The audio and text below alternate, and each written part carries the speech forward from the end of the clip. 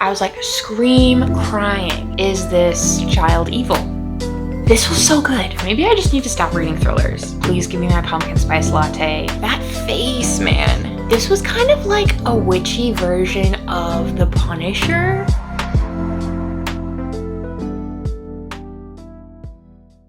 Hi, I'm Sam. There is quite literally no one asking me to do this, but I just finished filming a 24-hour readathon. And as such, my brain feels like a styrofoam container of mashed potatoes from Kentucky Fried Chicken. So I thought, what better time than now to film my wrap-up of all the books that I read in August. So let's start out with some stats. I read 16 books in August, 4,367 pages. My moods were pretty similar to previous months, so mostly dark, mostly mysterious, tense, some funny, emotional, reflective, adventurous, and sad. I read, again, mostly medium-paced books, so 50% medium-paced books, 44% fast, 6% slow. And then genres. This month I read mostly horror, going back to my roots this month. Thriller, fantasy, LGBTQIA+, young adult, mystery, manga, literary, contemporary, speculative, short stories, and historical fiction. And then my average rating was a bit lower this month than last month, so my average rating this month was 3.66 stars. I think that seems right, because I definitely had more of a up and down month in August than I did in July, whereas July was pretty poppin' all around. We were firing on all cylinders. I was like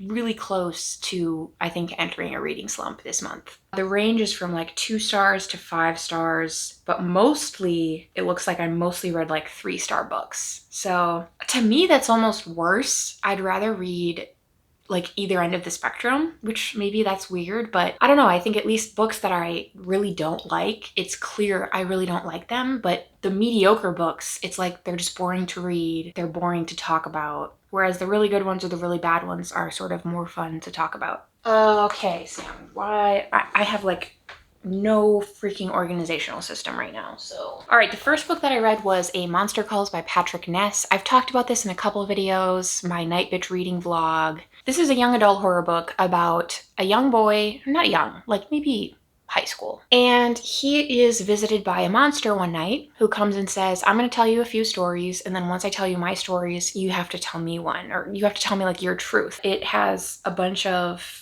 illustrations in it. So the illustrations are by Jim Kay. This is the first night that the monster visits. So, yeah, that's freaking awesome, freaking spooky. But this is actually more of a story about grief. Sort of like it's not really like, ooh, I'm afraid of this monster. The monster is like a symbol for like having to grapple with grief and potential loss of a loved one and chronic illness and kind of things like that. This was really, really, really good. This made me scream cry. I was like, scream crying. Your body isn't even really producing tears anymore because you've just cried so much and you've like blown so much mucus out of your nose, but you just need to like wail, you know? It's like your body just still needs to release something, but it has no more liquid to generate. So you kind of just have to like wheeze and wail and sob to get the sadness out. That's what happened to me when I read this. If you are the type of person who wants a cathartic crying read, maybe try Monster Calls, because this could maybe get you.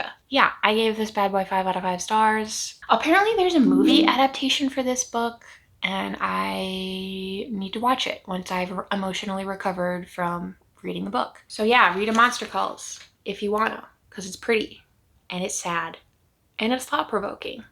And I think you should read it. Okay, next I listened to an audiobook called My Sister the Serial Killer by Oyinkan Braithwaite. When Corday's dinner is interrupted one night by a distress call from her sister Iola, she knows what's expected of her. Bleach, rubber gloves, nerves of steel, and a strong stomach. This will be the 3rd boyfriend Iola's dispatched in, quote, self-defense, and the 3rd mess that her lethal little sibling has left Corday to clear away. She should probably go to the police for the good of the menfolk of Nigeria, but she loves her sister and, as they say, family always comes first. Until, that is, Iola starts dating the doctor where Corday works as a nurse. Corday has long been in love with him and isn't prepared to see him wind up with a knife in his back. But to save one would mean sacrificing the other. So yeah, this was a really interesting story to me because it's about a Nigerian family. It's by a Nigerian author. Definitely like a setting and perspective that I don't have a lot of experience reading from. But this book felt pretty mellow and I wasn't really like that thrilled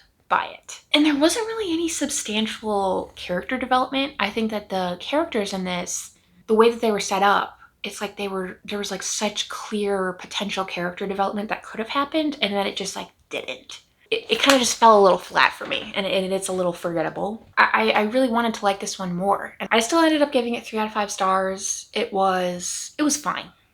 It was fine. And then the next book that I listened to was A Flicker in the Dark by Stacy Willingham. Yeah, so this was a pretty standard thriller. When Chloe Davis was 12, 6 teenage girls went missing in her small Louisiana town. By the end of the summer, Chloe's father had been arrested as a serial killer and promptly put in prison. Chloe and the rest of her family were left to grapple with the truth and try to move forward while dealing with the aftermath. Now, 20 years later, Chloe is a psychologist in private practice in Baton Rouge and getting ready for her wedding. She finally has a fragile grasp on the happiness she's worked so hard to get. Sometimes, though, she feels as out of control of her own life as the troubled teens who are her patients. And then a local teenage girl goes missing, and then another. And that terrifying summer comes crashing back. Is she paranoid and seeing parallels that aren't really there? Or for the second time in her life, is she about to unmask a killer? So yeah, pretty standard thriller. The audiobook was fine, you know, it was passable, nothing really to write home about. Didn't really leave too much of an impact on me. Was not surprised by the twist. I know I've said this a billion times, but I'm just really, really, really picky with thrillers. So I think if you're just like, if thrillers are really your jam, you would probably like this. It wasn't a bad thriller by any means. You know, I've read some that I'm like, this was kind of bad. This was like passable. But yeah, it was forgettable. Don't ever need to read it again. These mediocre ones, it's like they're the hardest ones to talk about because I just don't really have that much to say because they left like 0 impression on me. Next, I read a couple Junji Itos. And I'm a Junji Ito girly, but the first one that I read that I'm going to talk about is Censor by Junji Ito. So really gorge cover. It's sort of like a purpley brown with like gold detailing. These new releases like by Viz Media, the art and like cover design is just, they're balling out. So I definitely appreciate that. Even just like the without the dust cover, it's just so pretty. Such pretty design choices.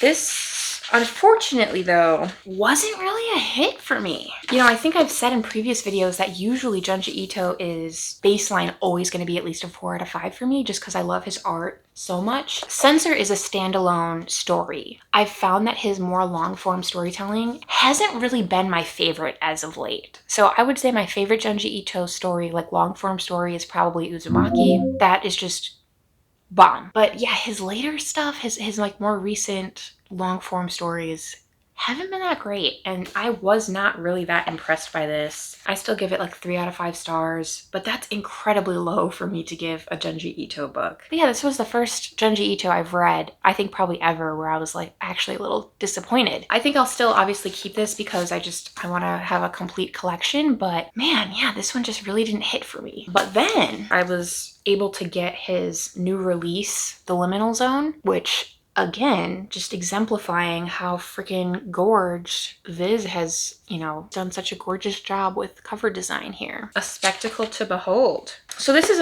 another short story collection, or a new short story collection of his, and this was so good. This was so good. So it was nice to be reminded like, oh yeah, Junji Ito freaking slaps usually. There were so many images in this collection where they're kind of like new classics to me. This is from The Weeping Woman. This was such a fantastic panel. I thought the stories were unique and actually pretty scary.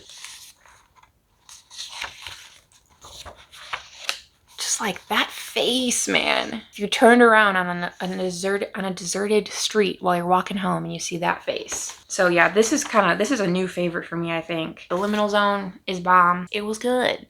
And I liked it, and I think you should read it. Next is one that I picked out in my August TBR video, Extasia by Claire LeGrand. So this is another young adult horror. My name is unimportant. All you must know is that today I become one of the 4 saints of Haven. The elders will mark me and place the red hood on my head.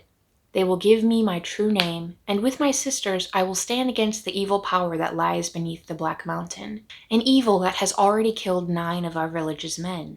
I will tell no one of the white-eyed beasts that follow me, or the faceless gray women tall as houses, or the girls I saw kissing in the elm grove. Today I become a saint of Haven. I will rid my family of my mother's shame at last, and save my people from destruction. I am not afraid.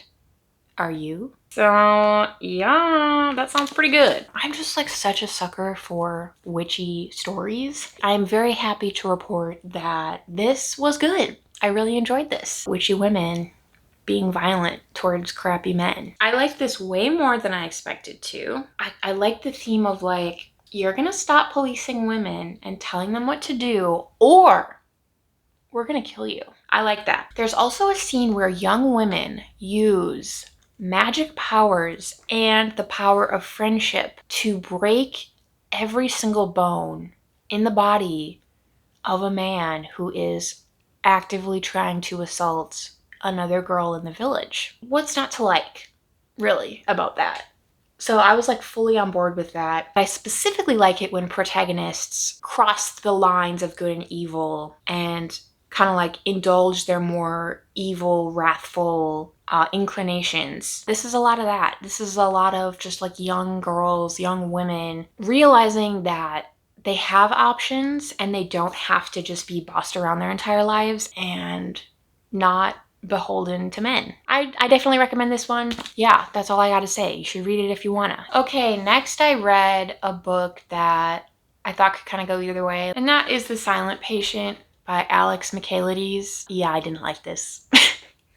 Okay, so for those of you who don't know, Alicia Berenson's life is seemingly perfect until one night when her husband Gabriel returns home late from work and Alicia shoots him 5 times in the face and then never speaks another word. Alicia's refusal to talk or give any kind of explanation turns a domestic tragedy into a mystery that captures the public imagination. And she, the silent patient, is hidden away from the tabloids at the Grove, a secure psychiatric unit in North London. Criminal psychotherapist Theo Faber is captivated by Alicia's story and jumps at the opportunity to work with her. His determination to get her to talk and unravel the mystery of why she shot her husband will take him down a path more unexpected and more terrifying than he ever imagined. Yeah, so there's pretty much just like one big old twist in this, kind of. And I found the twist to be so predictable. I think that the author didn't do a good enough job of like burying the lead in the beginning, because there is a point pretty early on where it sort of like opens up that option of like, this could be what's gonna happen. As soon as that scene happened, I was like, there's no way this is gonna be the actual twist, because the author is introducing it way too early on and he's being way too obvious about it. So this has to be a red herring. But then we just like moseyed on through the book, and then it was like, nope, that's the answer. The audiobook was pretty good. I would say this is probably like in the same camp as A Flicker in the Dark. Like, if you are a thriller girly, you'd probably like this. It's not like it was a poorly written book or anything, but I just wasn't surprised by it and didn't really like it that much. Maybe I just need to stop reading thrillers. They're just not for me. But so we had a few stinkers we've had to talk about. We got through it, but now we're on to a good one. I'm excited to talk about this one. And that is New Animal by Ella Baxter. Really, really pleased with this one. This is one that I kind of just bought because the cover looked cool and then the synopsis was really intriguing to me. And I am pleased to report that this was actually as good as I was wanting it to be. Amelia Aurelia works at the family mortuary business as a cosmetic mortician with her eccentric stepfather and older brother, whose thruple's current preoccupation is with what type of snake to adopt. When Amelia's affectionate mother passes away without warning, she is left without anchor. Fleeing the funeral, she seeks solace with her birth father in Tasmania and stumbles into the local BDSM community, where her riotous attempts to belong are met with confusion, shock, and empathy. So yeah, pretty weird little story. I love stories about people grappling with grief and kind of dealing with the fallout of grief. Thoroughly enjoyed this one, and this is definitely one of my favorite things I've read this year. I really enjoyed the writing in this too, and I was surprised and kind of delighted at how much I related to this book. The writing and messy family dynamics and characters were just all so fun and funny and poignant, I thought. This was a really unique and memorable read for me, and I could see myself rereading this multiple times throughout my lifetime. So you can clearly see from my sticky tabs that I annotated this quite a bit, And this was a lot funnier than I thought it would be. You know, you think of a book where someone's exploring their grief, I wouldn't immediately think this is going to be a funny book, but there were a few times where I actually did laugh out loud. Also, I have a note in here that I think this is one of the best opening chapters of a book I think I've ever read. I think the opening chapter just perfectly encapsulates the book like really well. So she has just made plans with this random guy she met on an app to meet him, and they are gonna go to a BDSM club together. I could get away with saying that I have no control over my actions because I am completely lost, but it's not true. I am desperately trying to dock at another port. I can't make small decisions right now. I can only make big ones. I am not going to her funeral. I am going to this club. I know exactly what I'm doing. I'm getting ready. I'm going to have a wonderfully shocking time. I rummage through my suitcase, trying to find something to wear to the kink club. I make a pile of everything black. Most of it looks like t-shirts and jeans. A lot of cotton. Surely these parties have come full circle now, and normal clothes are considered erotic. Surely the lights will be dim enough to cover the outfit, and surely I can still go and be obliterated by someone else and forget this daughter ever ran away from her mother's death. I'll burn this body to the ground and then bury myself deeper than her. That is really good. I highly recommend this one. It was really, really good and funny and relatable, and you should read it. Next, I listened to another audiobook, and that is Baby Teeth by Zoe Stage. Meet Hannah. She's the sweet but silent angel in the adoring eyes of her daddy. He's the only person who understands her, and all Hannah wants is to live happily ever after with him. But Mommy stands in her way, and she'll try any trick she can think of to get rid of her, ideally for good. Meet Suzette. She loves her daughter, really, but after years of expulsions and strained homeschooling, her precarious health and sanity are weakening day by day. As Hannah's tricks become increasingly sophisticated and Suzette's husband remains blind to the failing family dynamics, Suzette starts to fear that there's something seriously wrong, and that maybe home isn't the best place for their baby girl after all. So this is an example of a thriller that me likey. So when I do like a thriller, I really like it, but most of them just aren't hits for me. The changing perspective between the mother and the daughter were really intriguing to me, and really, I think, served the story well because it really keeps the reader guessing. It also made the story unique in that there's not like a singular protagonist and antagonist. Since you're getting switching perspectives between the two, you're able to see the good and the bad in both of these characters. I found myself like switching sides. You know, at first I was like, yes, this is the bad one, this is the good one. But then as you got more and more of each of their perspectives, it was like, ooh, wait, you're actually not the best person, or ooh, you're actually not totally bad, or, you know, I can kind of empathize with you and understand why you would feel this way and act this way. I also really was not expecting the ending of this, so this was a deeply satisfying read for me, deeply satisfying thriller. Especially if you enjoyed the movie Orphan, I think you would enjoy this because it definitely keeps you guessing and makes you wonder, like, who to trust. Who can you trust? What's gonna happen? Is this child evil? I don't know. So I gave it 4.5 out of 5 stars, and I highly recommend it. I think the audiobook was pretty good too, so if you like audiobooks, check it out. Next, I read We Had to Remove This Post by Hannah Barbootes. This is a cool-ass cover. I feel like a lot of people have really not been liking this. This is a horror novella, and the synopsis is, what is normal? What is right? And who gets to decide? To be a content moderator is to see humanity at its worst, but Kaylee needs money. So she takes a job working for a social media platform whose name she isn't allowed to mention. Her task? Review offensive videos and pictures, rants and conspiracy theories, and decide which need to be removed. It's grueling work. Kaylee and her colleagues spend all day watching horrors and hate on their screens, evaluating them with the platform's ever-changing moderation guidelines. Yet Kaylee is good at her job, and she finds in her colleagues a group of friends, even a new girlfriend. And for the first time in her life, her future seems bright. But soon the job seems to change them all, shifting their worlds in alarming ways.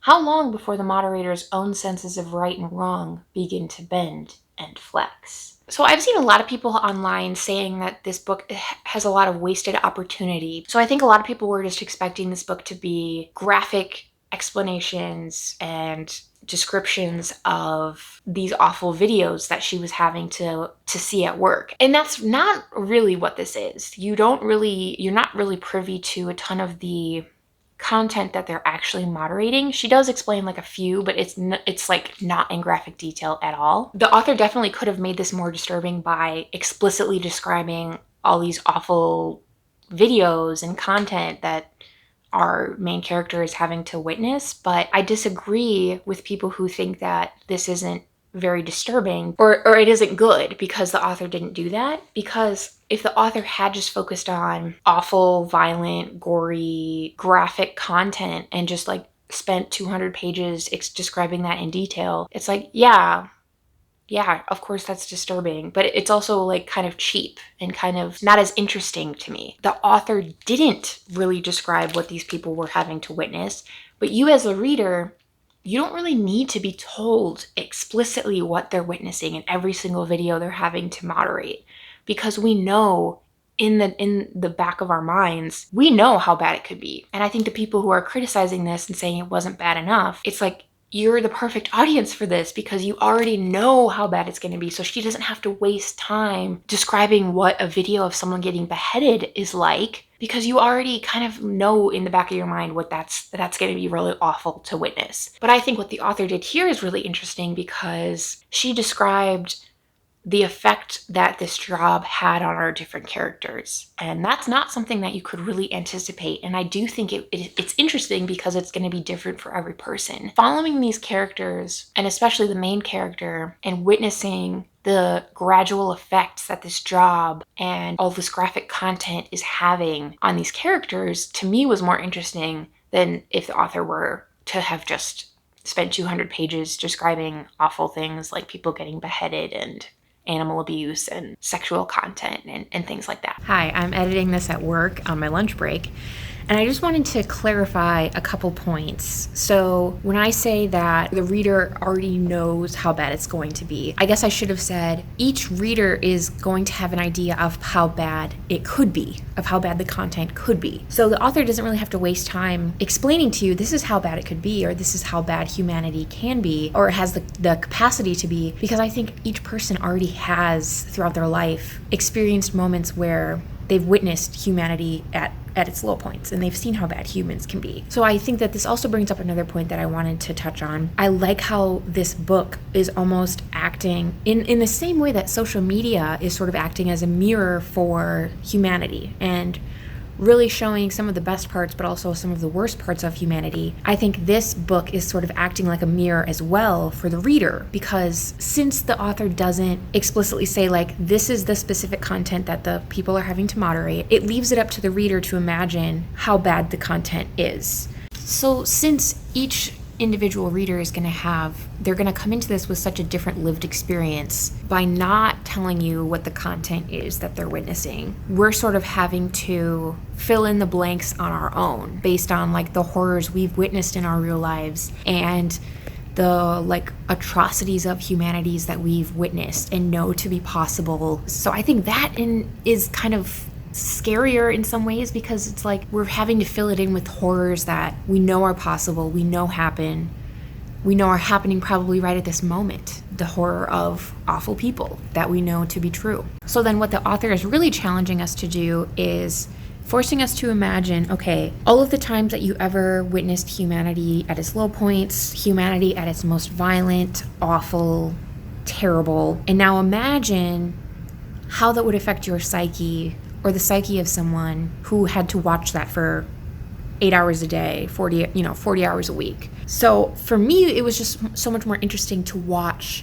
the subtle gradual effects that this content had on the workers, rather than focusing so much on this is what the scary, awful content is. So, okay, I think that clarifies my point there.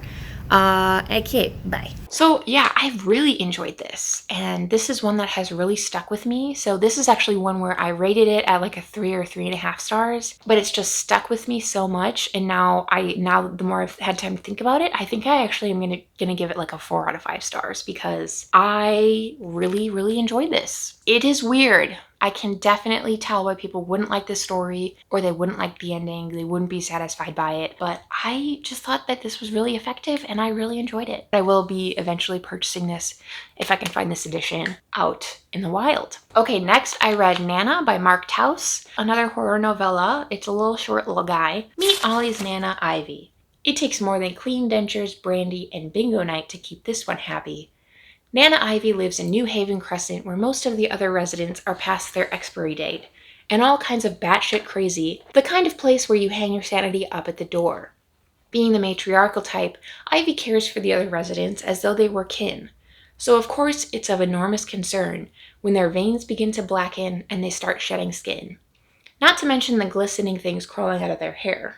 They're pushing their luck, and Nana Ivy knows it. Did I mention she has a dark secret? Young Ollie doesn't know what to make of it when he comes to visit, but he's about to find out there's more to his Nana than cough drops and slippers. Oh yes, he's in for a long night. This was a creepy little novella and had some really effective body horror. I also quite enjoyed the resolution and the ending of the story. However, most, if not all of the body horror felt kind of icky in the sense that our society has this really weird aversion to old age, and it kind of just felt like the book or this story was capitalizing on society's fear of getting older and sort of like society's ageism problem. So it was less of like, oh, this gross thing is happening to this body, and more like, look at this gross old person. They're gross because they're old.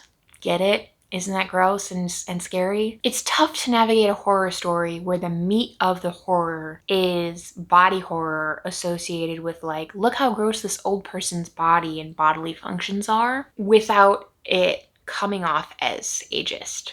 So I don't know, maybe I'm just like reading too much into it. And obviously I'm not going to spoil it, but now knowing what I know, the body horror it didn't have to only be the old people. You know, it could have been a mix of ages and it just wasn't. So that was just like a choice that the author made. Overall, this just like didn't sit super well with me. It did feel kind of ageist, but there were some things I liked about it. So I did, like I said, I liked the resolution. I liked the story. I liked how it ended. I just feel like it didn't need to hate on old people as much as it did. Next, I read The Grip of It by Jac Jemc. I finally looked up how to pronounce her last name. Aren't you proud of me? Jac Jemc. It is a literary horror novel published by FSG. Had really high hopes for it, but ended up really not liking this one. Touring their prospective suburban home, Julie and James are stopped by a noise. Deep and vibrating, like throat singing. Ancient, husky, and rasping. But underwater. That's just the house settling, the real estate agent assures them with a smile. He is wrong. The move, prompted by James's penchant for gambling and his general inability to keep his impulses in check, is quick and seamless. Both Julie and James are happy to start afresh. But this house, which sits between a lake and a forest, has its own plans for the unsuspecting couple. As Julie and James try to establish a sense of normalcy, the home and its surrounding terrain become the locus of increasingly strange happenings. The framework, claustrophobic, riddled with hidden rooms within rooms, becomes unrecognizable, decaying before their eyes. Stains are animated on the wall, contracting, expanding, and map themselves onto Julie's body in the form of painful, grisly bruises. Like the house that torments the troubled married couple living within its walls, The Grip of It oozes with palpable terror and skin-prickling dread. Its architect, Jac Jemc, meticulously traces Julie and James' unsettling journey through the depths of their new home as they fight to free themselves from its crushing grip. Yeah, so I love a haunted house story. I really liked the art on this, so you can kind of see the little creepy faces all over the cover of this. The style seemed really like my thing, but I just really did not like this one. This was so boring. So the story is told in alternating perspectives between the husband and wife, and the chapters are really short. Like most of the chapters are only 2 to 3 pages long. So the story does go by really quickly, but There was just like nothing going on. And I'm fine with books that don't really have a lot of plot, but then you need to have like, I don't know, you gotta give me something. It has to have like great language or great characters, but this kind of just had nothing. The characters felt very two-dimensional, did not really care about any of them, did not care what happened to them. Really flat, really boring, really forgettable, and disappointing. So I only gave this 2 out of 5 stars. If you read this and you liked it, what am I missing? I don't get it. Next, I listened to another audiobook at work, and this is Cackle by Rachel Harrison. All her life, Annie has played it nice and safe. After being unceremoniously dumped by her longtime boyfriend, Annie seeks a fresh start. She accepts a teaching position that moves her from Manhattan to a small village upstate. She's stunned by how perfect and picturesque the town is. The people are all friendly and warm. Her new apartment is dreamy too, minus the oddly persistent spider infestation. Then Annie meets Sophie, beautiful, charming, magnetic Sophie, who takes a special interest in Annie, who wants to be her friend. More importantly, she wants Annie to stop apologizing and start living for herself. That's how Sophie lives. Annie can't help but gravitate toward the self-possessed Sophie, wanting to spend more and more time with her despite the fact that the rest of the townsfolk seem a little afraid of her. And like, okay, there are some things. Sophie's appearance is uncanny and ageless. Her mansion in the middle of the woods feels a little unearthly. And she does seem to wield a certain power, but she couldn't be. Could she? Yeah, I was like, witchy shit, I'm in, sign me up, obviously. I would say if you are a seasonal vibes reader, this would be great for fall. Put this on your September, October TBR. It's gonna slap. Very cozy, autumn, witchy, apple cider, reading by the fireplace, walking to the local coffee shop to get a pumpkin spice latte, crisp fall weather vibes. This was a very lighthearted, easy read. It's like the equivalent of a beach read, but for autumn. Instead of like sitting poolside reading this book, you're gonna be sitting at a picnic table in an apple orchard reading this with your apple cider donut. Okay? I would recommend this for anyone who's struggling after a breakup too. Especially if you're the type of person who has felt incomplete or uncomfortable as a single person, finding yourself again and really taking time to focus on yourself and self-care and finding what makes you magical after letting yourself get lost in another person. It sounds really corny when I say it like that, but this book was kind of corny, you know, it is kind of, but it leans into that. It's not trying to be this like cool, witchy book. It's like, I'm a corny basic bitch. Please give me my pumpkin spice latte and let me have this corny story. So I'm into that. I give it 3 out of 5 stars because this was a fun little bab. Okay, fun little Halloween bab, so you should read it. Next audiobook I listened to is another thriller. So again, I don't know why the frick I always subject myself to so many thrillers, but I did. So this is a new one from this year. So that is The Children on the Hill by Jennifer McMahon. 1978. At her renowned treatment center in picturesque Vermont, the brilliant psychiatrist Dr. Helen Hildreth is acclaimed for her compassionate work with the mentally ill. But when she's home with her cherished grandchildren Vi and Eric, she's just Gran, teaching them how to take care of their pets, preparing them home-cooked meals, providing them with care and attention and love. Then one day, Gran brings home a child to stay with the family. Iris, silent, hollow-eyed, skittish, and feral, does not behave like a normal girl. Still, Violet is thrilled to have a new playmate. She and Eric invite Iris to join their monster club, where they catalog all kinds of monsters and dream up ways to defeat them. Before long, Iris begins to come out of her shell. She and Vi and Eric do everything together. Ride their bikes, go to the drive-in, meet at their clubhouse in secret to hunt monsters. Because, as Vi explains, monsters are everywhere. 2019, Lizzie Shelley, the host of the popular podcast Monsters Among Us, is traveling to Vermont, where a young girl has been abducted, and a monster sighting has the town in an uproar. She's determined to hunt it down because Lizzie knows better than anyone that monsters are real, and one of them is her very own sister.